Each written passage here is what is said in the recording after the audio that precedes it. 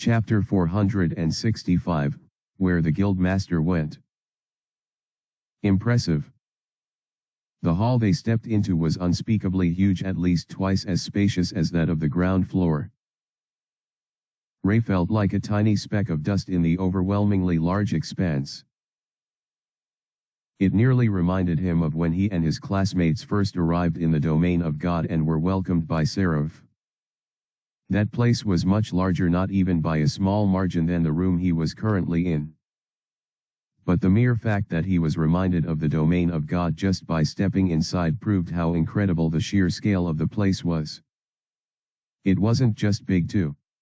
The entire room had a pristine sense to it, despite looking ancient. Unlike the other zones that looked unkempt and abandoned, this place seemed tidy and well kept. All things considered, you would expect that it would be next to impossible to keep such a large hall clean at all times, but just one look at the immaculate grandeur of the room spat in the face of that. It had marble-like flooring, with a dark purple glow reflected on it from the chandeliers that hung from the ceiling. The room was well lit, with several candles the size of torches hanging all around the walls. Stained glass decorated the walls with their outstanding art, and the ceiling had murals that seemed ethereal etched upon them. There was something holy and sublime about the hall's appearance, despite the corrupted mana that pervaded the air and everything about it. Only one thing ruined this sight, though. A couple of meters at the most 10 from where Ray and his comrades stood, there was a figure that lay on the floor. It looked like a human, but its naked and emaciated form looked more like a miserable undead than an actual flesh and blood man. The entire corpse was wrung dry of life, shriveled up until even its bones seemed too tiny to be considered possible. This thing couldn't be called a human, and anyone who saw it would have thought the same. But everyone who witnessed the body from their distance could not just dismiss it. Most who saw it froze and shuddered at the sight. Some covered their mouths in disbelief, while others merely looked away. All of them had one thing in common. They recognized the outfit that the mere husk of a man donned. The equipment, despite looking so aged, was too conspicuous for anyone to forget. Then, out of the silence that dominated the entire space, someone asked the question that many were too afraid to utter out loud. Is that the Guildmaster? Yes. Yes, it was. The hair on the shriveled corpse's face greatly resembled that of Richard, even if the outfit gave it away. All of them knew the truth. He's dead. How? Miasma poisoning? But to this extent. Guildmaster. Ray heard all of this noise but remained silent. Rather than let his mind be filled with so much noise, he narrowed his eyes and observed the corpse from a distance. His body is literally oozing with miasma. If he went in through that entrance, chances are that he got infected before even entering. But that didn't make any sense. Why would Guildmaster Richard choose to enter such a miasma-dense zone after getting infected just from touching the door that led to the place? It makes no sense, unless I take into account the greater zombies I slayed in the other room. Guildmaster Richard was strong, but he probably found the several monsters too much for him, so he decided to escape. That explained the damage that Ray observed in the room. But that doesn't explain why he would enter such a place when he knows the inevitable results. If he were the Guildmaster, and he had to pick his poison, Ray would prefer duking things out with the greater zombies. At the very least, he could stand a chance against enemies that he could see. Plus, killing a couple would probably give him a level up and boost his ability to keep fighting. That was a lot more preferable than dying in the most painful way possible. Powerlessly feeling as your body got overrun with corruption, causing your body to cease all function and collapse in on itself. Ray could imagine the worst kinds of death, and that was definitely among them. Swoosh. In a gentle flow of wind, the Guildmaster's corpse floated towards the group of adventurers, as his body was supported by what resembled a bed of clouds. It wasn't Ray's doing, however, but the work of the girl who stood closest to him. "Thanks." He turned and smiled as Esm. She nodded in response to him, allowing the guildmaster's body to drop in front of Ray right before reaching the wall of. "If the body comes into contact with my defense, it'll be purified instantly." Ray grimaced, staring hard at the corpse one final time. The amount of miasma coming out of his body is unbelievable. If it becomes an undead now, it'll be a very strong one. A corpse turning undead could be due to one of two reasons: overexposure to miasma over an extended period of time, or a necromancy spell. Both of them were equally rare and unlikely to happen in real life, so not much was known about the phenomenon. But, from the little that was known, the amount of miasma that a corpse was able to take in before becoming undead, whether by natural means or necromancy, determined how strong they would become as undead. In some cases, it could even determine the kind of undead they became. Though there could also be factors surrounding this that hadn't been studied yet. His body has been soaking so much miasma, yet he hasn't turned yet. That felt strange to Ray. After a set period, and a certain threshold of miasma injection had been reached, undead would naturally sprout out. The fact that it hasn't happened yet means one thing.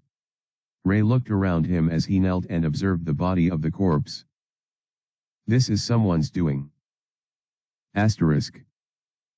Asterisk. Asterisk. Thanks for reading. Do you all smell a rat? 'Cause I do.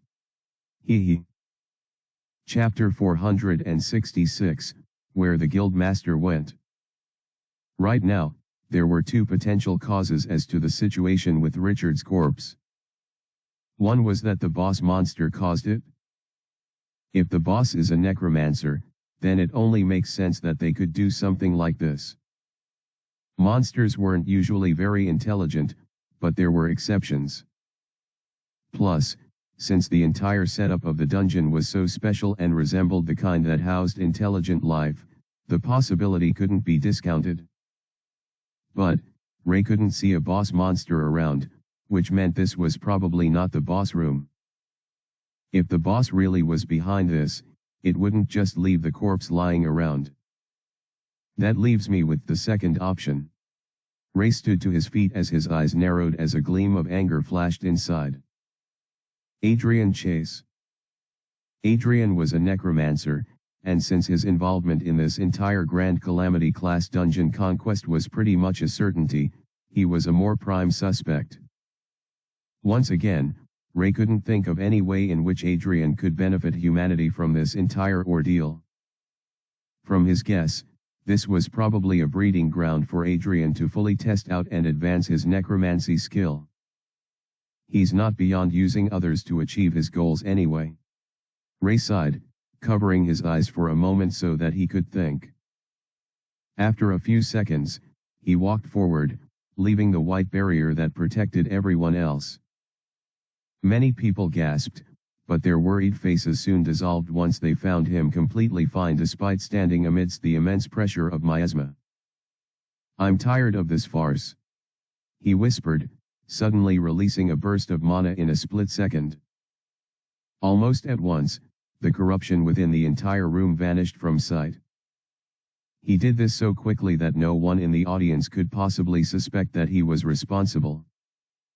Plus, since they were all inside the barrier of, they probably couldn't even tell the difference anyway. "When will you reveal yourself this time?" Ray asked no one in particular this question. He just looked at the soul taint in the room, the corpse of the guildmaster, and knelt before it once again. "I don't really know you, nor do I feel particularly sad that you died." His honest thoughts flowed as he felt his heart tighten. "But, you didn't have to die. None of the people that would have perished in this dungeon had to die. Yes, protecting them would have been a frustrating chore for him, but he would have still done so. I would have stuck to the plan until the very end and wrapped everything up nicely. Yet, Adrian had to ruin all of it. At the very least, let me put you out of your misery. Ray stretched his hand towards the miasma-filled corpse. Then, at that very moment, pshua, a massive door appeared and opened up from the other side of the hall. Ray paused and looked ahead, his eyes widening a little, considering how he never saw or detected a door there before. That meant only one thing. Another zone shift, huh? However, that wasn't the only surprise he was met with. As soon as the door opened up, he was bombarded with the sight of a shimmering golden barrier, and a bunch of people inside it. A certain golden-haired man stood at the front of the crowd that trailed behind him. Many would recognize him as Sabas, but Ray knew who he really was. He could see Britta close to him, as well as the faces of the master-rank adventurers near the heroic rank duo. Then, right behind him, though scattered in many locations, the mature faces of his classmates could be spotted. All of them, without exception, were seen by him. Ahhh. Tears nearly filled his eyes as he stared at them with shock clearly imprinted on his face. Just as he believed, they were altogether safe. Just what do you think you're doing? Adonis suddenly raised his voice as he stepped out of his golden barrier, his brows furrowed as he glared at him intensely. Huh? What's going on? The look of utter repulsion and enmity on Adonis' face told him that something was off here. He could even sense a strong killing intent rushing from him. Right now he sees me as Jet, so why is he acting this way? Shouldn't he be relieved to see me, or at least everyone else? Despite all of his confusion, Ray decided to answer as honestly as possible. What are you talking about? I'm investigating the Guildmaster Richard. Adonis' voice rose into the air, instantly causing a lot of tension to rise all around. What did you do to the Guildmaster? What did I do? I don't get it.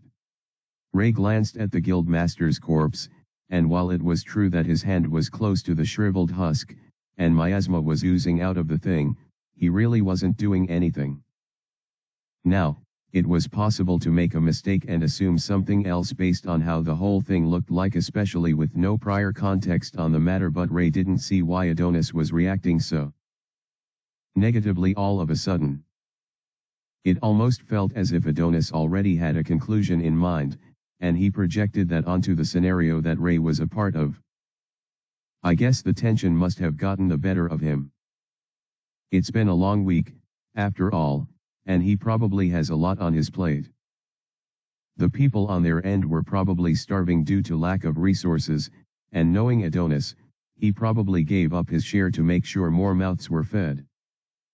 He was probably just overreacting due to the irritability that came with hunger and sleep deprivation. Yes, that's right. He's not really himself. Ray smiled as he shook his head, slowly rising to his feet. My friend, it seems you. Whoosh. In a sudden flash, Adonis closed the incredible distance between himself and Ray, sending a powerful blow charging towards him. He had to block it with his briefcase, but the aftershock forced his body to slide backwards as a result. Don't call me your friend. Adonis' aggressive tone filled the room as his golden eyes flashed bright. Filthy dragon spy.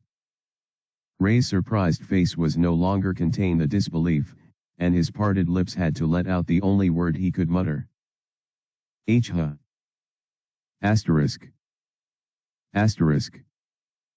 Asterisk. Thanks for reading. A fight between Ray and Adonis, at long last. Well, not really. More like Jet vs Sabas. This should be really fun. He. Chapter 467, The Confrontation. Adonis was livid the moment he saw Jet beside the Guildmaster. He didn't want to imagine it, but upon recognizing the corpse's attire, and the fact that Jet was standing right next to it, it was obvious who the culprit was. The guildmaster's corpse was also oozing an incredible amount of miasma despite there being nothing of the sort in the air around them. That meant someone infused such an incredible amount on him. I see no one strong enough to do that here. Jet is standing next to the corpse, so it has to be him. Such was Adonis' thought process. In essence, this particular dragon spy not only had access to spatial magic, but also miasma. He was an incredibly powerful indeed. When Adonis' rational mind questioned him about the possible motives of the Jet in this instance, he shrugged the question off. There was no need for him to think of some twisted motive of a dragon. He wanted to make him an undead, that's for sure.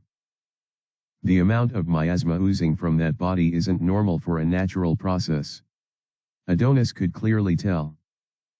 Someone was controlling the entire thing, and who else could it be but the male factor before him? It's still surprising that he would do such a thing in front of witnesses. Adonis gritted his teeth as he lifted his gaze and stared at the crowd behind Jet. They seemed to be over 3,000, quite a bit more than his own group of 2,000. If this was everyone, then that meant only a little over half had survived the Grand Calamity class dungeon and made it this far. They don't seem apprehensive of them at all. And that is that white shield around them. It looks similar to mine, but it feels different. Adonis creased his brows as his gaze met Lux, who stood right in front of the group. Is this her doing? Is she somehow taking everyone hostage? No, it didn't look like it, especially the latter. They don't look anxious. Ever since our arrival, their faces have brightened up considerably. Adonis could observe the faces of the crowd, and there was none of fear or fright. Hostages wouldn't act like that. Unless they don't know that they are hostages. If that's the case, and Lux is keeping them as collateral, then I'll have to think of a way to break them out while dealing with Jet. Adonis glanced behind him and looked at Britta, who glanced at him with a worried look, but he nodded slowly. I've explained the whole thing to Britta and the higher-up adventurers. They didn't believe me at first, but after presenting thorough evidence, and them seeing this with their own eyes, I'm sure they are now fully on my side. If need be, they could have some assistance, but it was probably best they remained behind him. If the dragon decided to go all out, it could be fatal for them. And that was the last thing Adonis wanted. The adventurer's city has lost too many lives already. I can't let more skilled humans sacrifice themselves in vain. If it came down to it, he would have to increase his output in order to match the dragons. Plus, he still had reliable allies that could help. Everyone is on standby, waiting for my signal. The moment it displays more power than I can handle with my disguise, they'll pitch in and assist. That wasn't all too. I don't want to resort to it, but if worst comes to worst, we'll have to expose our identities. If that'll allow us to fight on equal or superior footing with these things, then I suppose it's inevitable. The only problem right now was the absence of Ray on their side, which meant he was in Jet's group. Adonis couldn't see him, but considering how bountiful the crowd was, he was most likely just among them in some capacity. If the situation calls for it and we all attack Jet, Ray should be able to pick up on it and join us. Noah could also do the same. It would even be most effective, since the dragon spies wouldn't be expecting attacks from their camp like that. Even this confrontation is throwing him off. I can sense it. He could see the act of innocence on the part of the dragon spy, Jet, so it seemed like he was still trying to keep his disguise.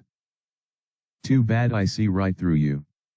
Adonis growled as he made some statements to the dragon, stalling for a bit more time so he could think of what to do about the hostages. I still have the advantage of him underestimating me and not knowing my full capabilities. If I surprise him by slightly amping my power, and then systematically using more powerful attacks at strategic moments, then...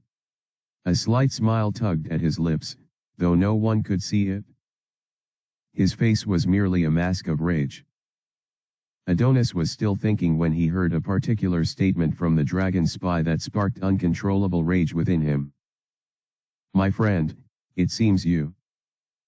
Fiery anger burned inside Adonis, and the burst of fury sent him dashing away from his position as he charged at Jet like a missile. Whoosh! His body was instantly coated in light, and the pressure of the wind caused his hair to fly backwards. In no time at all, he was right in front of the target. Clenching his fist, Adonis sent a powerful blow much stronger than what he was meant to display to the enemy. He could sense the shock on Jet's face, and he could see the downright confusion he displayed. "You didn't expect me to be this strong, did you?" Adonis grinned inside as he thrust his fist. But... boom! It hit the briefcase of the dragon spy right before reaching his face. As he watched the enemy slide away, Adonis clenched his fist and readied himself for direct combat. "Don't call me your friend. Filthy dragon spy. Asterisk. Asterisk. Asterisk. Thanks for reading. The fight between these two shall be legendary. At least, I hope so." Chapter 468, Sabas vs Jet and Lux. The shock of Adonis' initial strike echoed in the air, sending a thunderous noise reverberating across the space. Many eyes widened in shock upon seeing this, two of which belonged to Ray. That blow was incredibly strong. It would have caused a lot of damage to my Jet persona. Ray was recoiling in confusion as he stared at Adonis. What the hell?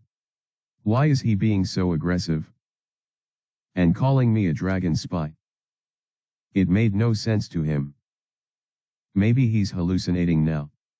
Ray looked behind Adonis, hoping at least someone in his group could see what was happening here, but everyone had their arms folded and stared at him.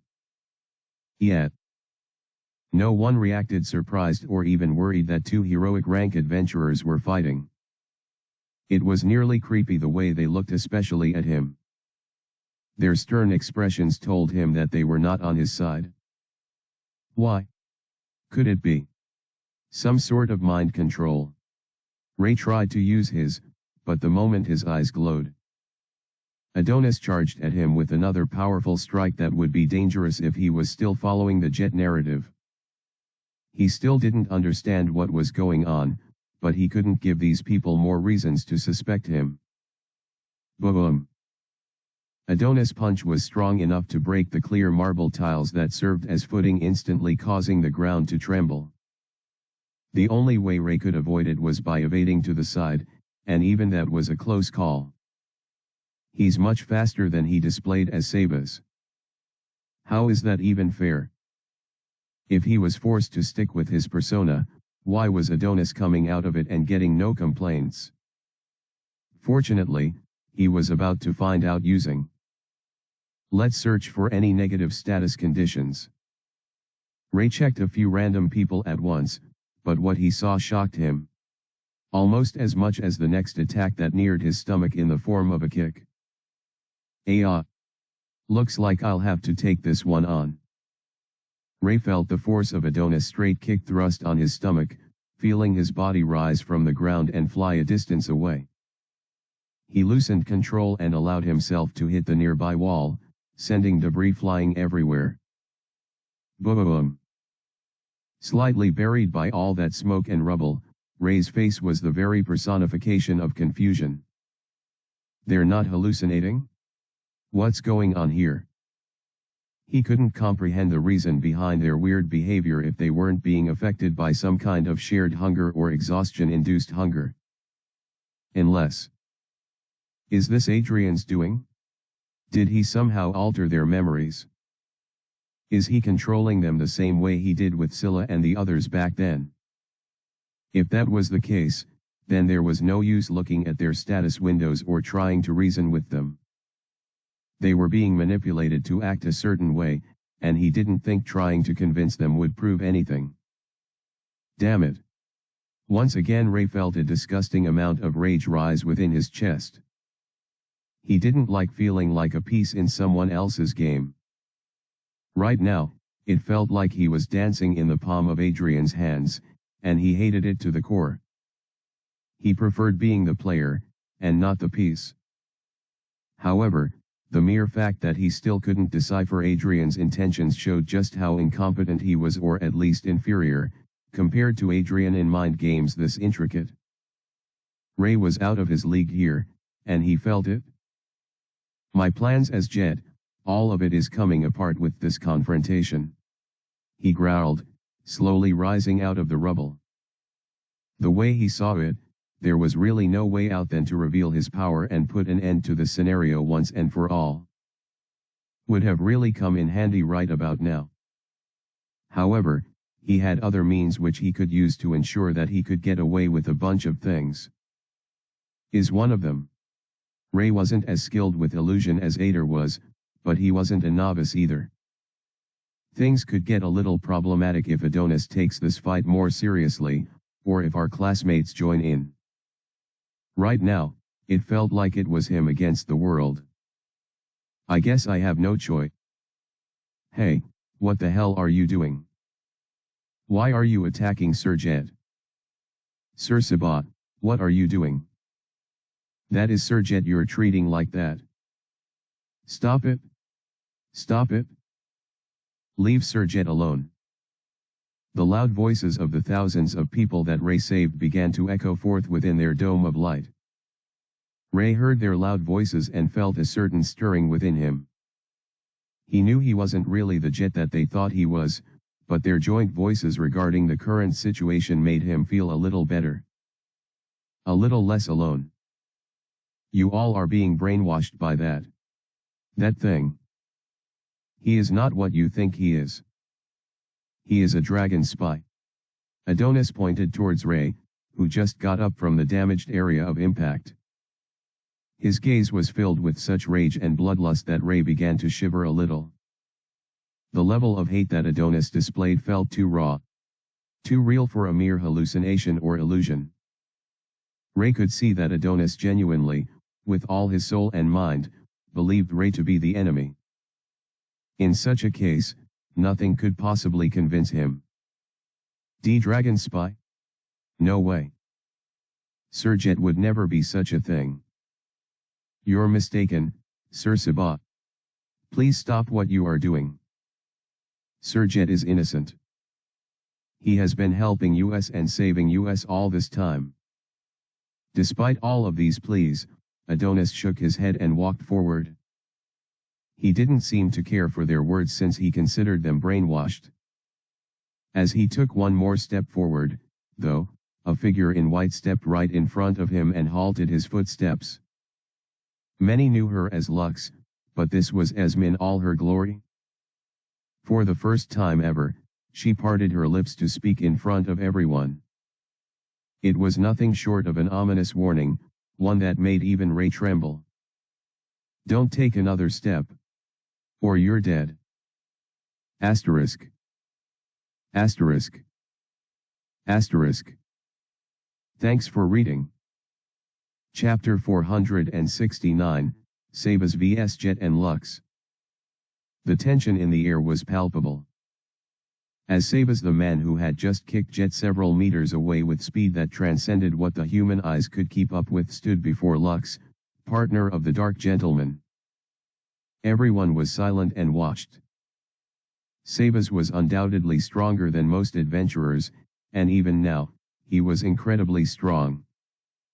However, just by hearing the murmurs among the group within the white barrier, it was easy to see what the people thought. Was he always that strong? He beat Jet just like that. Don't be stupid. Sir Jet has been fighting and protecting us all this time. Of course, he's going to be exhausted. Yeah. If he was at full power, he'd never lose. AAHH. What day did you join? Day 4. No wonder. I've been here since day 2, but I know people who were with him from day 1. The man is a beast, and he takes no rest. F for real. Yeah. The other side must have a lot more master and veteran rank adventurers, and less members too. It must not have been as burdensome as it was with us. And Sir Jet carried most of that burden. This was what the audience thought as they looked at the fight between Sabas and Jet. And so, the moment they witnessed the latter's partner step up, they nearly went insane due to the tension alone. She even spoke, and while it sounded mesmerizingly feminine, the threatening tone she used caused everyone to shiver. Your dad carried a lot of weight that it hardly felt like a bluff. Lux didn't have a lot of offensive feats, but her defensive and restrictive attacks were second to none. She seemed like the perfect counter for Sabas' tyrannical assault. Go get him, Lady Lux. Show him who's boss. Someone should really go check on Sir Jet. A few eyes turned to the man who stood among the rubble. He still seemed dazed, so the exhaustion had to be catching up to him. Many were frightened to step out of the protective dome, all things considered, so they could only make supportive statements from the sidelines. However, one man stepped forward and left the confines of the barrier. I'll go. Heroic rank adventurer, Sherlock, said those words and walked away from the rest. Many saw his back and nodded in respect. Just like the other heroic rank adventurers who were doing just fine despite the dangerous atmosphere that should have surrounded them, Sherlock didn't seem to be under any kind of distress. He simply walked towards Jet while Lux blocked Sabas' path. What the hell is going on? Noah asked himself as he approached the man known as Jet. He indeed looked a bit disheveled, more shaken than actually damaged. He didn't seem to be in any kind of intense anguish, yet Noah couldn't help but worry for him. Are you okay? He said, drawing closer in concern. No. Not really. Jet answered, huffing a little as steam began to emerge from his lips. I guess everyone's suspicion was correct. He's pushed himself a little too far and now he's suffering the backlash. Noah could not, for any kind of absurd reason, believe this man was a dragon. From everything I've learned and been told about them, and just from my personal standpoint, he can't be one. If this accusation had come before the start of the conquest and the mass teleportation incident, perhaps he would have been inclined to believe it. After all, Jet was absurdly strong and incredibly mysterious. But after seeing the man's compassion and dedication to the cause of saving lives and preserving the ones that had already been rescued, he could not believe it.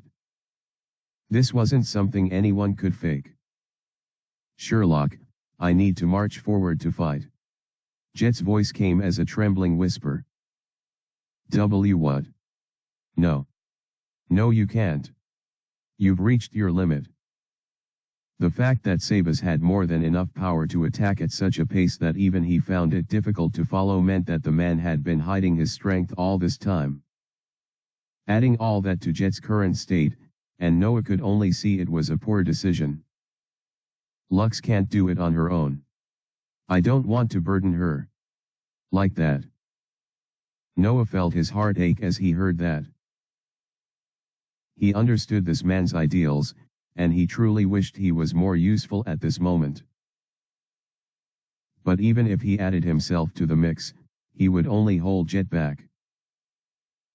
Right now, I'm releasing the seal that I placed on myself all those years ago. More steam proceeded out of Jet's lips as he finally regained a proper posture. Seal? Why did you seal your power in the first place? If you release all of it now, what will happen to you? Jet chuckled sadly and looked at Noah with a distant gaze. You're a smart kid. The moment Noah heard that, he knew what was coming. If it came at no steep cost, he wouldn't have kept it sealed. If he uses that kind of power now, he'll most likely die. More pain seared through the boy's chest, but he endured. They must be under some kind of illusion or delusion. I believe I can snap him, and everyone else out of this. Even now, Jet only thought about others. He held his blade, risking his entire life in the process, just to save everyone. How could such a man be labeled as vile a being as a dragon? I'll leave the protection of everyone to you, Jet said with a resolute smile, taking a step forward. Can I count on you? As Noah gazed upon Jet, watching as the older man turned his head back just to ask him those final words with a smile on his face, he felt beads of tears slowly ooze out. Why yet? You can count on me. Upon hearing that, Jet nodded slowly and tightened his grip on the Chaos Blade. Thank you. Asterisk. Asterisk. Asterisk. Thanks for reading. Chapter 470, Sabas vs Jet and Lux. While Jet was preparing his resolve, the confrontation between Sabas, or rather, Adonis and his other enemy, had taken a heated turn. Despite Adonis trying to march forward, he felt something blocking him. A blank wall, huh? It was a high-level wind spell that essentially created an impenetrable barrier between them and the target. This barrier was an invisible veil, undetectable by the eyes, and no matter how fast and strong a person moved, the inertia and friction that the barrier generated, due to an opposing clash, would stop you dead in your tracks. Lux was, in simple terms, blocking Adonis' access to her, and the thing behind her. Incredible defense. But it has one fatal weakness. Adonis smiled, his eyes glowing with golden vigor as two brilliant blades of light suddenly flashed behind Lux. It doesn't prevent the activation of magic beyond the reach of its range. Activating spells that operated far from a magic caster was difficult, since it required an incredible amount of mana as well as great skill to manage said mana. And so, it came as a surprise not just to Lux, but to the entire group of adventurers watching that Adonis managed to pull it off. All without chanting a single spell. Fwoosh! The twin blades charged towards Lux, and she swiftly moved, using her wind magic to slice through the constructs, shattering them into pieces. However, another weakness of blank wall is that it requires immense concentration. Adonis' eyes flashed as he charged at Jet. I should swiftly finish him off before dealing with the other. Adonis didn't know why Jet wasn't using his full power, even after being exposed. Even if he still wanted to preserve his identity, no dragon would subject themselves to such disgrace from a human. At least, not willingly. He must have exhausted a lot of his energy during the mass teleportation and also shifting the zones. After deliberating on things for so long, that was the conclusion that Adonis came up with. That meant, at this particular moment, Jet was incredibly vulnerable. I'll end it fast. Whoosh! Before Adonis could reach the lone adventurer, an incredible wave of wind charged towards him, forming concrete chain constructs that held him in all parts of his body. TCH.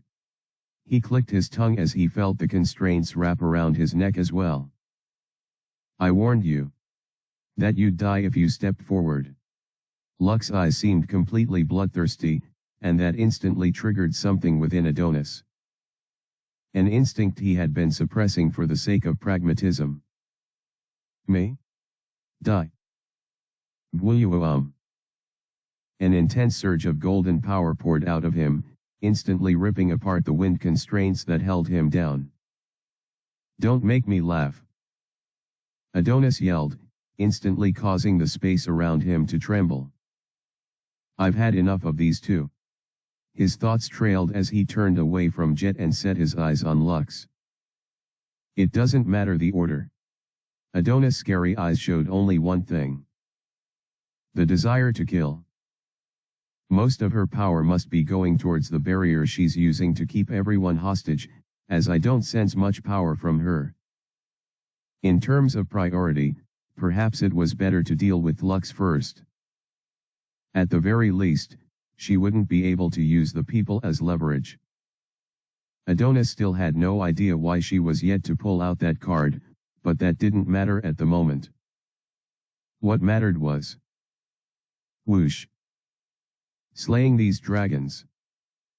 In an instant, faster than even Lux seemed to be able to keep up with, Adonis appeared before Lux, swinging his light-coated blade towards her neck. A few more inches, and he could make contact and slice her head off. But clang. A second blade appeared, instantly blocking the slash that would have ended Lux's life. The blade seemed to come out of nowhere, and it had no one wielding it, which greatly puzzled Adonis. Before he could fully react to the situation, and deal with the recoil, he felt a powerful blast of wind push him back. His body helplessly flew far from Lux, but he hardly felt any damage. Further confusion filled Adonis' thoughts at that moment. Why did Lux, despite having him in range, use such an attack with hardly any destructive power? All of a sudden, he felt power building up right behind him. It was at that moment that he realized the direction that he was sent to.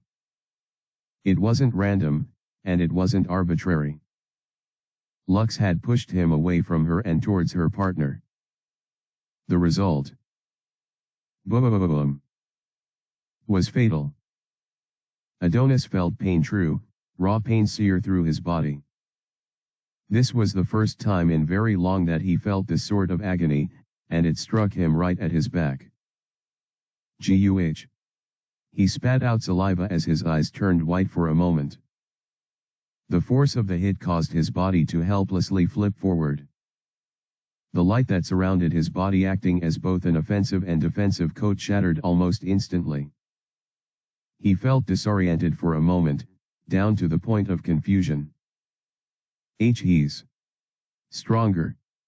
Before Adonis could conclude this thought, or fully understand what it meant, he felt another wind bombardment.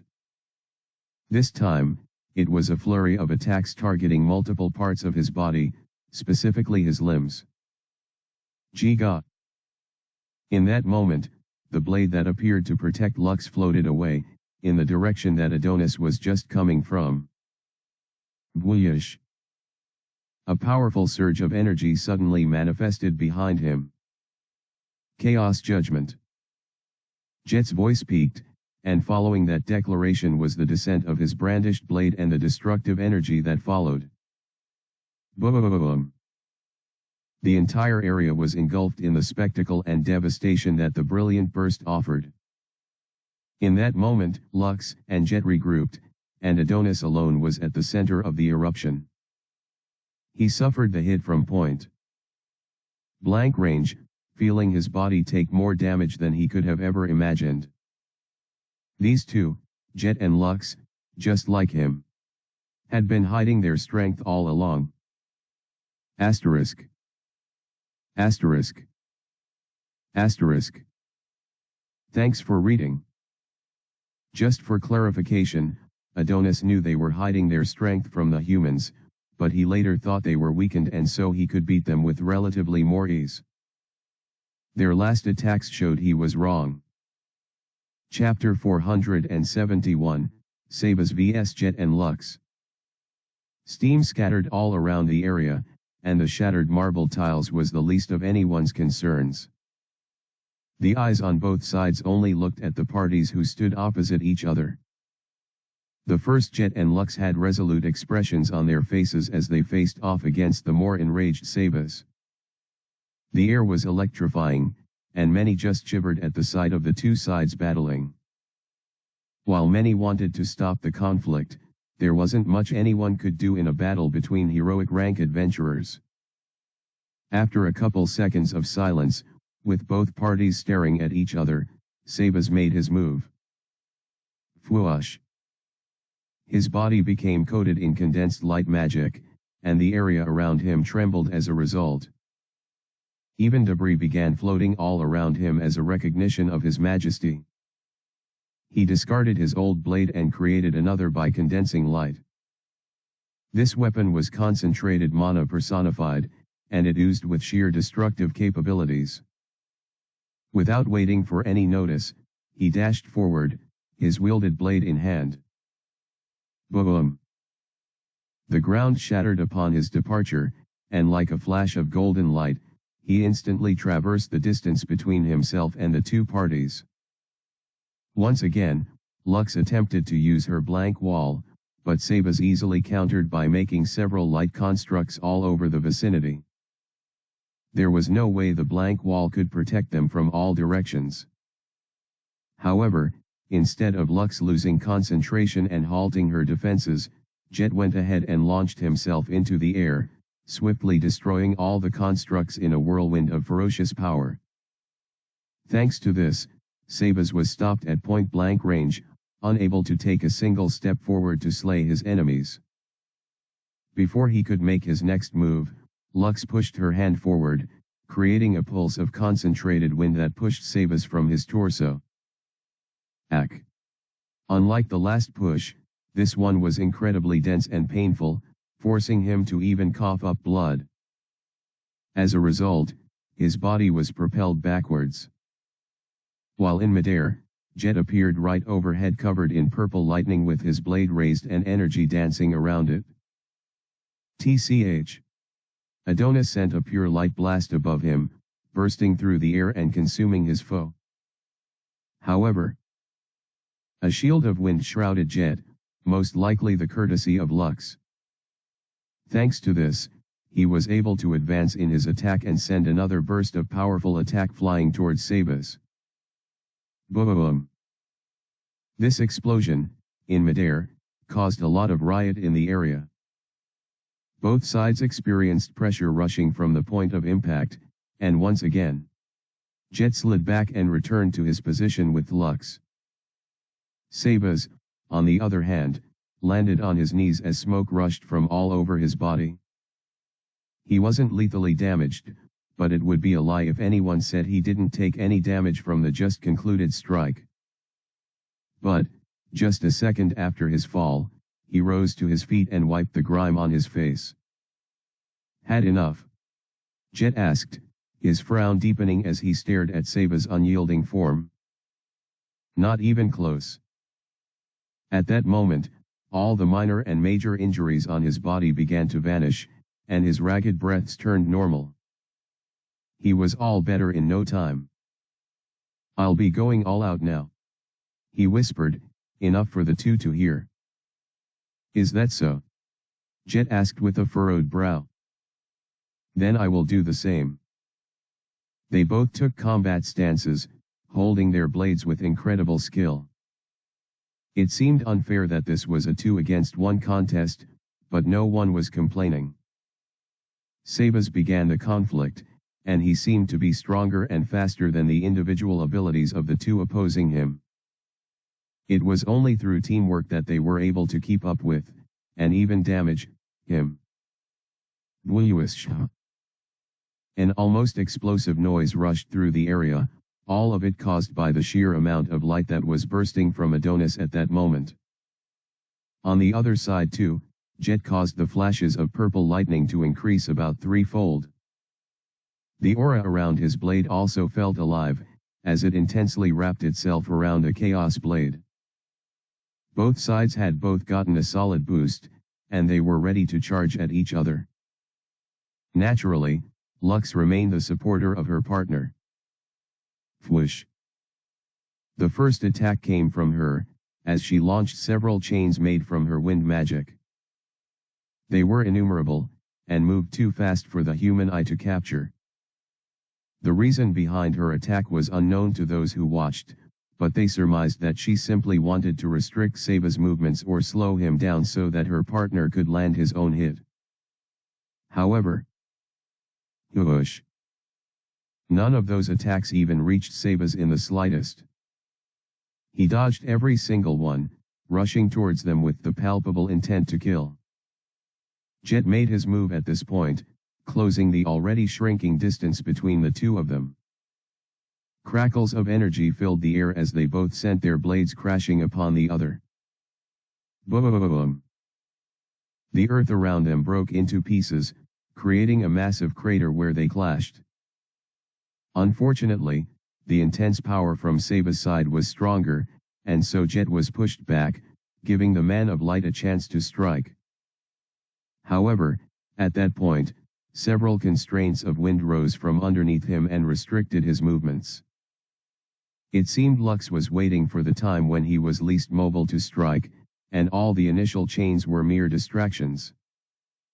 With Seba's movements restricted, but not completely stopped, his actions became just a little slower, allowing Jet the chance to counterattack. But whoosh! A sudden silhouette rushed from Seba's camp, darting swiftly towards the only vulnerable party in the fight. The world took pause as all eyes fell on Britta as she charged at Lux. Her blade was unsheathed, and her eyes were filled with the resolve to end the woman's life.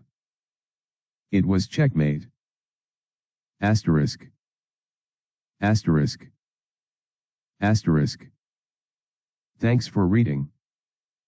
Chapter 472, Heroic Intervention. It was checkmate. Lux magic was potent and versatile, but for her to match the kind of power that Seba's was unleashing, she had to pour all of her mana to restrain him, albeit barely. As a result of that, she had no proper defense in place around her.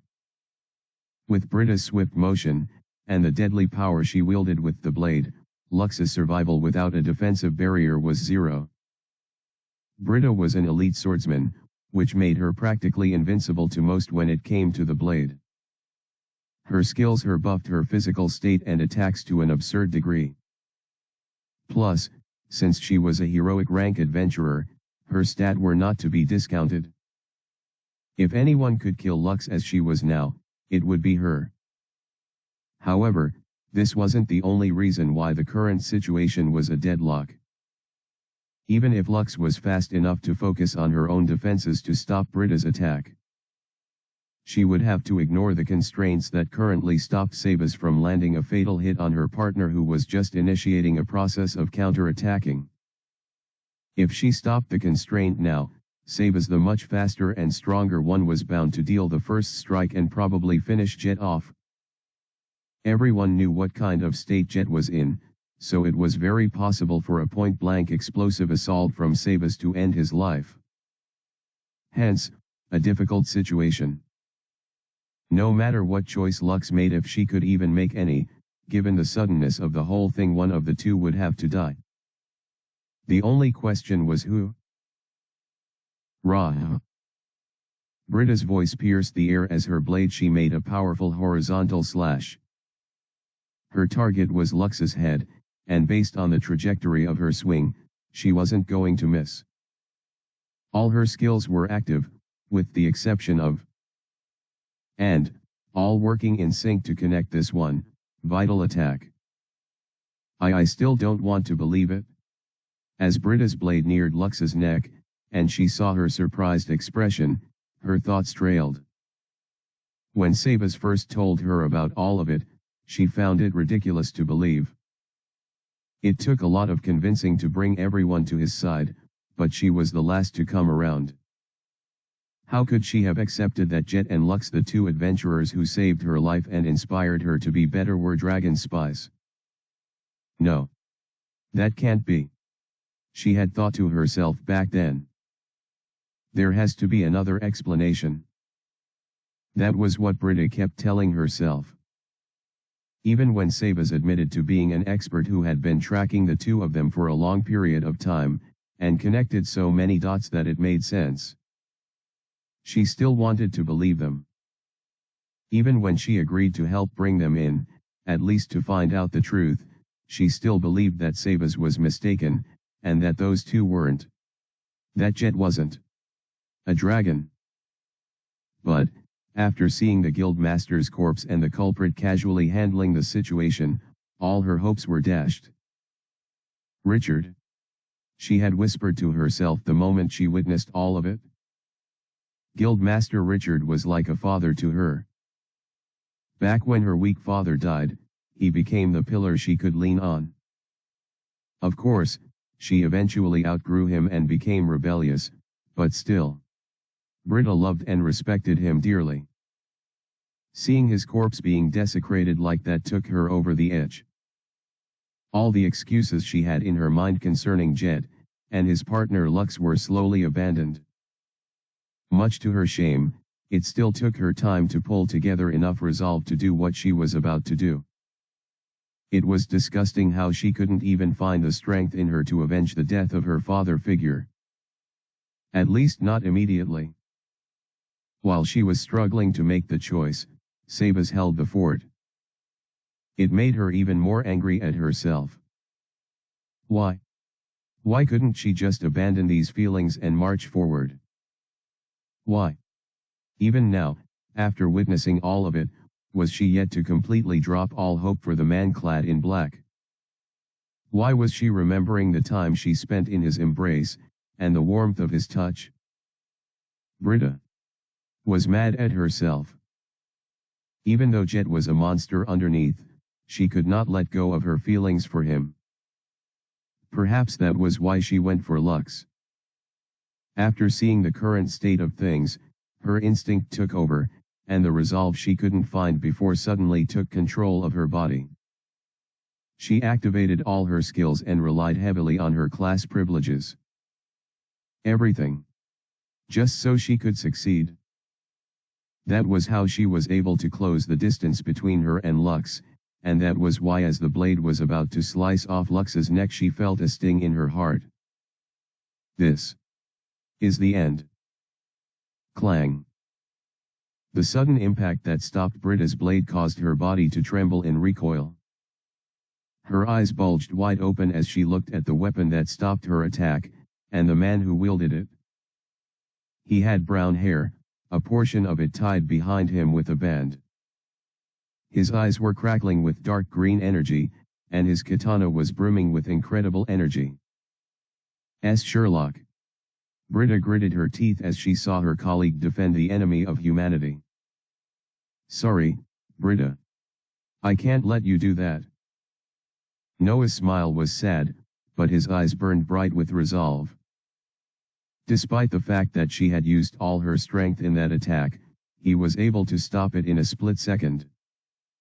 The surprise that came with his interference caused Britta's racing heart to nearly explode. Move. She whispered, her glare deepening. Britta had always wanted to fight with Sherlock to see who was stronger at full power. However, she never expected such a clash to come in this form. It seemed Sherlock sensed her thought, since he smiled in a half-playful and half-serious fashion. Make me. Asterisk. Asterisk. Asterisk. Thanks for reading. The plot thickens. Who do you think is stronger between Noah and Britta?